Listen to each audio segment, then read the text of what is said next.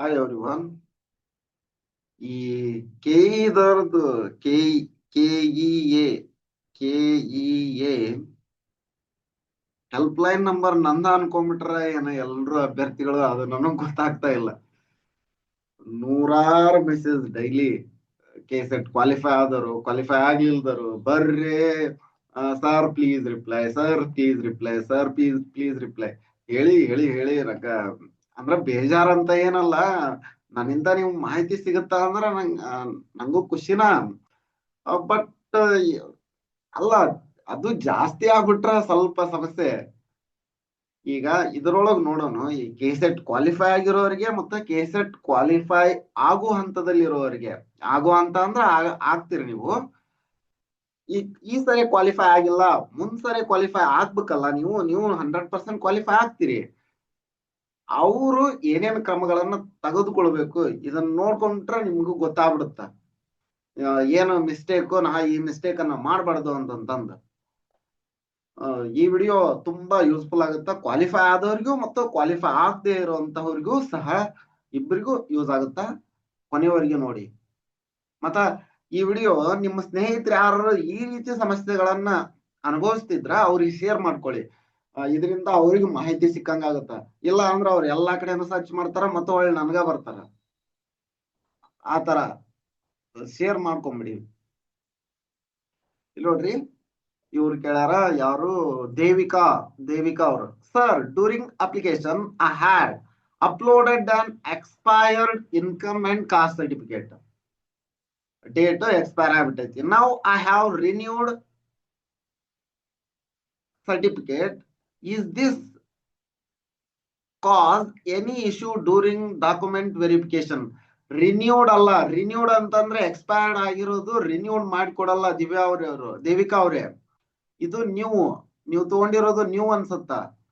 Renew ಆಗಿತ್ತಂದ್ರ ನಿಮ್ದು ಏನು ಸಮಸ್ಯೆ ಆಗಲ್ಲ. ಇದು ಎಕ್ಸ್ಪೈರ್ ಆಗೋಕ್ಕಿಂತ ಮೊದ್ಲ ರಿನ್ಯೂ ಆಗಿರುತ್ತ. ಹಾಗಾಗಿ ನಿಮ್ದು ಯಾವುದೇ ಸಮಸ್ಯೆ ಬರಲ್ಲ. ಇನ್ ಕೇಸ್ ನೀವು ತಗೊಂಡಿದ್ರ ಅಲ್ಲಿ ಸ್ವಲ್ಪ ಸಮಸ್ಯೆ ಇದೆ.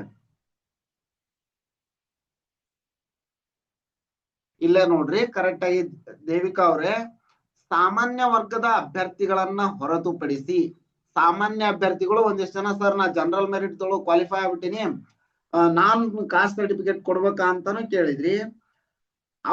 ಅವ್ರನ್ನ ಹೊರತುಪಡಿಸಿ, ಅವರು ಏನು ಬೇಡ. ಸಾಮಾನ್ಯ ಅಭ್ಯರ್ಥಿಗಳನ್ನ ಹೊರತುಪಡಿಸಿ ಮೀಸಲಾತಿಯನ್ನು ಪಡೆಯಲು ಇಚ್ಛಿಸುವ ಅಭ್ಯರ್ಥಿಗಳು ಆನ್ಲೈನ್ ಅರ್ಜಿಯಲ್ಲೇ ಸ್ಪಷ್ಟವಾಗಿ ನಮೂದಿಸಬೇಕು. SC ST category 1, category 2A, 2B, 3A ಮತ್ತು 3B ಅಭ್ಯರ್ಥಿಗಳು ಪ್ರಾಧಿಕಾರ ನೀಡುವ ಪ್ರವರ್ಗ ಪ್ರಮಾಣ ಪತ್ರಗಳನ್ನ ಲಗತ್ತಿಸಬೇಕು. ಈ ಅಭ್ಯರ್ಥಿಗಳ ಪ್ರಮಾಣ ಪತ್ರಗಳು ಯಾವುದೇ ಹಂತದಲ್ಲಾದರೂ ಸುಳ್ಳು ಎಂದು ಸಾಬೀತಾದರೆ ಅವರ ಅಭ್ಯರ್ಥತ್ವವನ್ನ ಮುನ್ಸೂಚನೆ ಇಲ್ಲದೆ ರದ್ದುಗೊಳಿಸಲಾಗುತ್ತದೆ ಮತ್ತು ಅವರ ವಿರುದ್ಧ ಕಾನೂನು ಕ್ರಮ ಜರುಗಿಸಲಾಗುವುದು. ಅರ್ಜಿ ಸಲ್ಲಿಸುವಾಗ ಕಡ್ಡಾಯವಾಗಿ ನೋಡ್ರಿ, ಕಡ್ಡಾಯವಾಗಿ ಚಾಲ್ತಿಯಲ್ಲಿರುವ ಪ್ರಮಾಣ ಪತ್ರದ ರೆವಿನ್ಯೂ ಡಿವಿಷನ್ ಸಂಖ್ಯೆ ನಮೂದಿಸಬೇಕು. ನಂತರ ತಾವು ಸಲ್ಲಿಸುವ ಪ್ರಮಾಣ ಪತ್ರಗಳನ್ನ ಪರಿಗಣಿಸಲಾಗುವುದಿಲ್ಲ. ಇದನ್ನ ಕರೆಕ್ಟ್ ಆಗಿ ಅರ್ಥ ಮಾಡ್ಕೊಂಡ್ಬಿಡಿ. ಇದ ಅರ್ಥ ಆತಂದ್ರೆ ನೀವ್ ಯಾರನ್ನು ಏನು ಕೇಳೋ ಅವಶ್ಯಕತೆನ ಬರಲ್ಲ. ನಿಮ್ಮ ಸಂತೃಪ್ತಿಗಾಗಿ ಆನ್ಸರ್ ಹೇಳ್ತೀವಿ, ಅಂದ್ರ ಕ್ಲಾರಿಫೈ ಮಾಡ್ಕೊಡ್ತೀವಿ, ಅಂದ್ರೆ ಈ ರೀತಿ ಐತಿ ಅಂತ.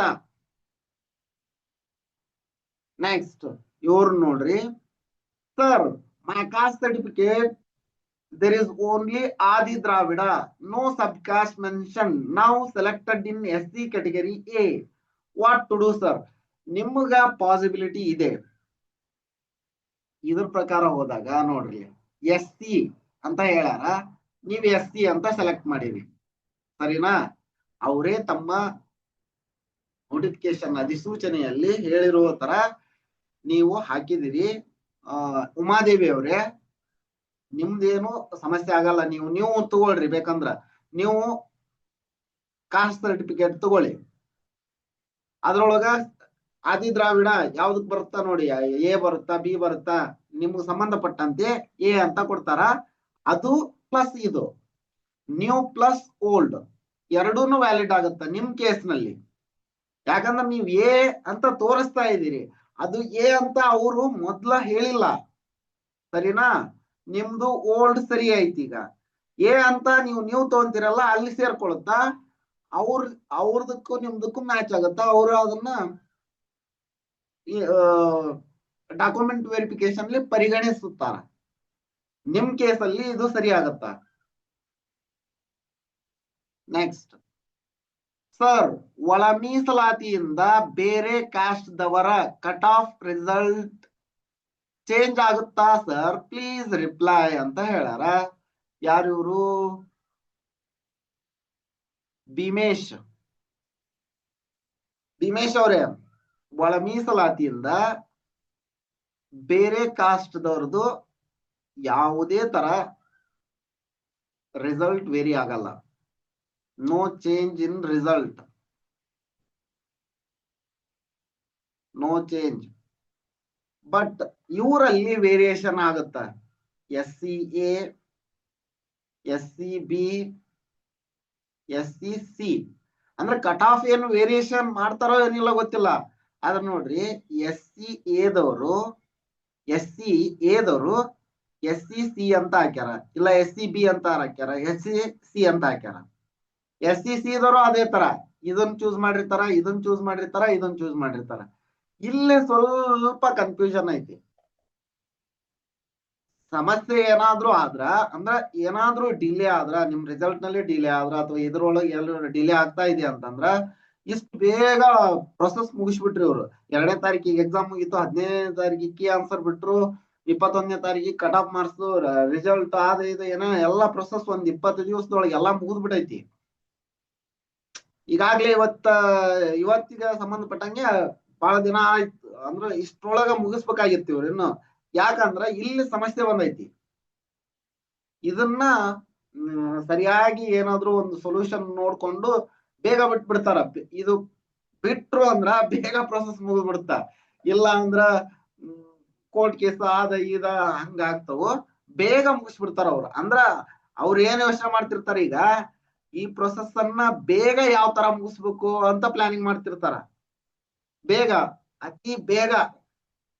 ಈಗ ಇದನ್ನ ಸ್ವಲ್ಪ ನೀವು ಮರ್ತ್ ಬಿಟ್ಟಿರ್ತೀರಿ, AB ಕಾಸ್ಟ್ AB ಅದ ಇದ ಅಂತಂದ ಅವಾಗ ಬಿಡ್ತಾರ.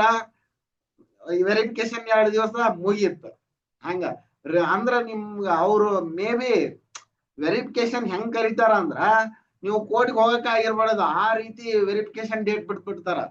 ಶನಿವಾರ ರಿಸಲ್ಟ್ ವೆರಿಫಿಕೇಶನ್ ಬರ್ರಿ ಅಂತ ಕರೆದಂದ್ರ, ನೀವು ರವಿವಾರ ಅದನ್ನ ತಗೊಂಡು ಕೋರ್ಟ್ಗೆ ಹೋಗಕ್ ಆಗಲ್ಲ. ನೆಕ್ಸ್ಟ್ ಇನ್ನೊಂದು ಡೇಟ್ ಅಂತ ರಜಾ ದಿನ ಮುಂದೆ ಯಾವ್ದಿರುತ್ತ ಅವಾಗ ಅನೌನ್ಸ್ ಮಾಡ್ಬಿಟ್ರ ನೀವು ಅಲ್ಲಿ ಹೋಗಕ್ ಆಗಂಗಿಲ್ಲ. ಆ ತರ ಅವ್ರು ಮಾಡ್ಬೇಕು ಅಂತಂತಂದ್ರೆ ಯಾವ ತರ ಮೈಂಡ್ ಇರುತ್ತ ಅವ್ರದ್ದು, ಹಂಗ್ ಮಾಡ್ಬಿಡ್ತಾರ. ಇಂಥವು ಅನುಭವ ಇರುತ್ತಲ್ಲ ಅವ್ರಿಗೆ, ಮಾಡ್ತಾರ. ಈಗ ದಿವ್ಯಾ ಅವ್ರು ಕೇಳಾರ, sir, I am qualified and married but I have submitted income caste certificate with my father name. I have marriage registration certificate. Is it that enough? Divya ಅವ್ರೆ, ನಿಮ್ಮ ಮದುವೆ ಮ್ಯಾರಿಡ್ ಅಂತ ತೋರಿಸಿದ್ರಿ ಅಂದ್ರ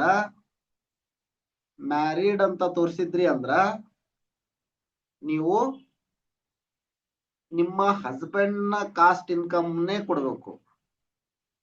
ನೀವು ಅನ್ಮ್ಯಾರಿಡ್ ಅಂತ ತೋರಿಸಿದ್ರಿ ಅಂದ್ರ ನಿಮ್ ಫಾದರ್ ರಿಜಿಸ್ಟ್ರೇಷನ್ ನಡೆಯುತ್ತ. ಅಂದ್ರೆ ನಿಮ್ಮ ಫಾದರ್ ಇನ್ಕಮ್ ಕಾಸ್ಟ್, ನಿಮ್ ಫಾದರ್ ನಿಮ್ಮ ಮೇಲೆ ಇನ್ಕಮ್ ಕಾಸ್ಟ್ ತೆಗಿಸಿರಲ್ಲ, ಅದು ನಡೆಯುತ್ತ. ನೀವು ಮ್ಯಾರಿಡ್ ಅಂತ ಚೂಸ್ ಮಾಡಿದ್ರಿ ಅಂದ್ರ ನಿಮ್ಮ ಗಂಡನ ಕಾಸ್ಟ್ ಅಂಡ್ ನಿಮ್ಮ ಗಂಡನ ಹೆಸರಿನಲ್ಲಿರುವಂತ ಕಾಸ್ಟ್ ಅಂಡ್ ಇನ್ಕಮ್ ಸರ್ಟಿಫಿಕೇಟ್ ಬೇಕಾಗುತ್ತ. ಇದಕ್ಕಾಗಿ GPST ಅವ್ರದವ್ರದ್ದು 1.5 ವರ್ಷ ಕೋರ್ಟ್ ಅಲ್ಲಿ ಇತ್ತು ಕೇಸು. ನೆಕ್ಸ್ಟ್ ಈಗ 6 ತಿಂಗಳದಿಂದ ಒಂದಿಷ್ಟು ಜನ ಜಾಯ್ನ್ ಆದ್ರು. ನೆಕ್ಸ್ಟ್ ವರ್ಷ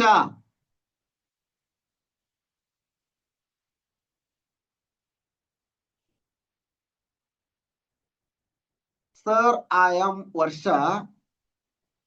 Sir, my application from farm wrote my completed degree year wrong. Will they allow me verification? Application degree year ತಪ್ಪಾಗಿದೆ ನಿಮ್ದು. ಯಾವ ಇಯರ್ ಮುಗಿಸಿರಿ? ಈಗ ಫಾರ್ ಎಕ್ಸಾಂಪಲ್ ನೀವು 2018 ಒಳಗೆ ಮುಗಿಸಿನಿ ಅಂತ ಇಟ್ಕೊಳ್ಳೋಣ. ನೀವೇನ್ ಹಾಕಿರಿ 2019 ಅಂತ ಹಾಕಿರಿ. ಇದು ವ್ಯಾಲಿಡ್ ಐತಿ. ಇದಕ್ ನೀವೇನ್ ಮಾಡ್ಬೇಕು ಅಂದ್ರ ಜಸ್ಟ್ ಒಂದು ಕೋರ್ಟ್ ಅಫಿಡೇವಿಟ್ ಮಾಡಿಸಿ ಈ ರೀತಿ ಕಣ್ ತಪ್ಪಿನಿಂದ ಹಿಂಗಾಗಿದೆ ಅಂತಂತಂದು ಸ್ವಲ್ಪ ಮಾಹಿತಿನ ಕೇಳ್ರಿ ಅವ್ರನ್ನ. ಇದನ್ನ ವ್ಯಾಲಿಡ್ ಮಾಡ್ತಾರ. ನಿಮ್ದೇನು ಅಂದ್ರ ಫುಲ್ ತಪ್ಪೈತಿ, ನೀವು ವೆರಿಫಿಕೇಶನ್ಗೆ ಹಾಜರಾಗುವುದಿಲ್ಲ ಅಂತ ಏನು ಹೇಳಲ್ಲ, ನಿಮ್ಮನ್ನ ಅಲೋ ಮಾಡ್ತಾರ. ನೆಕ್ಸ್ಟ್, ಈಗ ನಾನು ಹೇಳಿದ್ನಲ್ಲ ಎಲ್ರಿಗೂ ಯೂಸ್ ಆಗುತ್ತಂತ. ಎಲ್ರಿಗೂ ಯೂಸ್ ಆಗುತ್ತ. ಅರ್ಹತಾ ನಿಬಂಧನೆಗಳು. ಕೆಸೆಟ್ ನಲ್ಲಿ ಯಾರು ಅರ್ಹರು, ಯಾರು ಅರ್ಹ ಅಲ್ಲ ಅಂದ್ರ ಈ ವಿಡಿಯೋನ ಬೇರೆಯವ್ರಿಗೆ, ಕೆಸೆಟ್ ಪಾಸ್ ಆದವ್ರಿಗೆ ಆಯ್ತು, ಪಾಸ್ ಆಗ್ಲಿಲ್ದವ್ರಿಗೆ ಆಯ್ತು, ಅವ್ರು ಹೈಯೆಸ್ಟ್ ಸ್ಕೋರ್ ಮಾಡಿದ್ರು, ಇವು ಎಲ್ಲಾ ಕ್ರಿಟೇರಿಯಾ ನನ್ ಕಡೆ ಅದಾವ ಅಂತ ನೋಡ್ಕೊಂಡ್ಬಿಡ್ಲಿ ಅವರು. ಹಂಗಾಗಿ ಎಲ್ರಿಗೂ ಶೇರ್ ಮಾಡ್ಕೊಳ್ಳಿ ಇದನ್ನ ದಯವಿಟ್ಟು. ಇಲ್ಲ ಅಂದ್ರ ಅವ್ರು ನಂಗ್ ಫೋನ್ ಮಾಡಿ, ಮೆಸೇಜ್ ಮಾಡಿ, ಕಮೆಂಟ್ ಮಾಡಿ ತಲಿ ತಿಂತಾ ಇರ್ತಾರ. ನಾನು ಡೈಲಿ ಬರೀ ಏನು ಕೆಲಸ ಬಿಟ್ಟು ಬರೀ ಇವರಿಗೆ ರಿಪ್ಲೈ ಮಾಡೋದು, ಅವ್ರ ಅವ್ರಿಗೆ ಸೊಲ್ಯೂಷನ್ ಕೊಡೋದು ಇದಾಗ್ಬಿಟ್ಟಿದ್ ನನ್ ಕೆಲ್ಸ ಈಗ. ಅಭ್ಯರ್ಥಿಗಳು ಯುಜಿಸಿ ಇಂದ ಮಾನ್ಯತೆ ಪಡೆದಿರುವ ವಿಶ್ವವಿದ್ಯಾಲಯ ಅಥವಾ ಉನ್ನತ ಶಿಕ್ಷಣ ಸಂಸ್ಥೆಯಿಂದ ಸ್ನಾತಕೋತ್ತರ ಅಥವಾ ಸಮಾನವಾದ ಪರೀಕ್ಷೆಗಳಲ್ಲಿ ಸಾಮಾನ್ಯ ವರ್ಗದ ಅಭ್ಯರ್ಥಿಗಳು 55% ಅಂಕಗಳನ್ನ ಪಡೆದಿರಬೇಕು. ಪರಿಶಿಷ್ಟ ಜಾತಿ, ಇಲ್ಲಿ ನೋಡ್ರಿ ಪರಿಶಿಷ್ಟ ಜಾತಿ ಅಂತ ಐತಿ. SCA, SCB, SCC ಇದಕ್ ಹೊಂದಾಣಿಕೆ ಆಗತ್ತಿದೀಗ. ಪರಿಶಿಷ್ಟ ಪಂಗಡ, ಇತರೆ ಹಿಂದುಳಿದ ಅಭ್ಯರ್ಥಿಗಳು ಪ್ರವರ್ಗ 1, 2A, 2B, 3A, 3B, ವಿಶೇಷ ವಿಕಲಚೇತನರು, ಪರ್ಸನ್ ವಿತ್ ಡಿಸಬಿಲಿಟಿ ಮತ್ತು ತೃತೀಯ ಲಿಂಗ ಗುಂಪಿಗೆ ಸೇರಿದ ಅಭ್ಯರ್ಥಿಗಳು 50% ಪೂರ್ಣಾಂಕಿತಗೊಳಿಸಿರಬಾರದು ಅಂಕಗಳನ್ನ ಪಡೆದಿರಬೇಕು. ಅಂದ್ರೆ 50% ಅಂಕಗಳನ್ನ ಪಡೆದಿರಬೇಕು ಇವರು. ಇದು ನಿಬಂಧನೆ. ಇದನ್ನೆಲ್ಲರೂ ಆಲ್ಮೋಸ್ಟ್ ಹಿಂಗಾದವರು ಅಪ್ಲಿಕೇಶನ್ ಹಾಕಿರ್ತೀರಿ.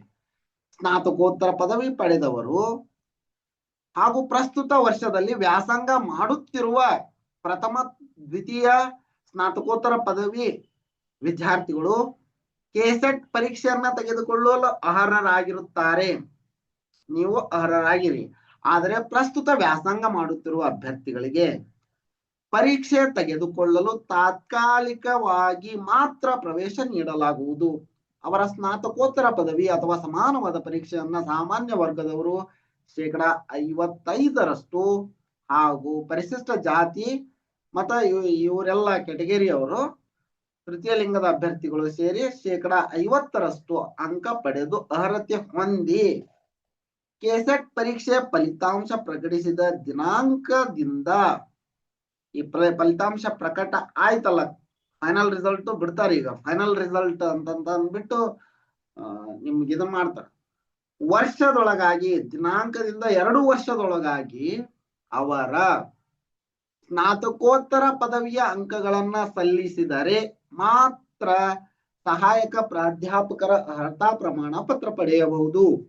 ಇಲ್ಲವಾದಲ್ಲಿ ಅಂತವರ ಅರ್ಹತೆಯನ್ನ ರದ್ದುಪಡಿಸಲಾಗುವುದು. ಬಹಳಷ್ಟು ಜನ ಅದನ್ನು ಕೇಳಿದ್ರಿ, ಇದಕ್ಕೂ ಸೊಲ್ಯೂಷನ್ ಹೇಳೈತಿ. ಸ್ನಾತಕೋತ್ತರ ಪದವಿಯಲ್ಲಿ ಅಧ್ಯಯನ ಮಾಡಿದ ವಿಷಯದಲ್ಲಿಯೇ ಅಭ್ಯರ್ಥಿಗಳು ಕೆಸೆಟ್ ಪರೀಕ್ಷೆ ತೆಗೆದುಕೊಳ್ಳಬೇಕು. ನೀವು ತೆಗೆದುಕೊಂಡ್ರಿ. ನೆಕ್ಸ್ಟ್, ಸೆಪ್ಟೆಂಬರ್ 1991 ಸೆಪ್ಟೆಂಬರ್ 19 ಒಳಗೆ ಸ್ನಾತಕೋತ್ತರ ಪದವಿಯನ್ನ ಪೂರ್ಣಗೊಳಿಸಿ ಫಲಿತಾಂಶ ಘೋಷಣೆ ದಿನಾಂಕವನ್ನು ಲೆಕ್ಕಿಸದೆ ಹಾಗೂ PhD ಪದವಿ ಪಡೆದವರು, PhD ಪದವಿ ನೀವು ಪಡೆದಿದ್ರ ಕೆಸೆಟ್ ಪರೀಕ್ಷೆಯನ್ನು ತೆಗೆದುಕೊಳ್ಳಲು ಒಟ್ಟು ಅಂಕಗಳಲ್ಲಿ 5% ವಿನಾಯಿತಿ ಇರುತ್ತದೆ. 55% ಬದಲಾಗಿ 50% ಇಂಥವರಿಗೆ. ನೆಕ್ಸ್ಟ್, ಸಾಮಾನ್ಯ ವರ್ಗದ ಅಭ್ಯರ್ಥಿಗಳನ್ನು ಹೊರತುಪಡಿಸಿ, ಈಗ ಇದನ್ನ ಹೇಳಿದ್ನಲ್ಲ ಅಲ್ಲ ಇವ್ರ ಕೇಸ್ನೊಳಗ ಇದು ಹೊರ ರಾಜ್ಯದ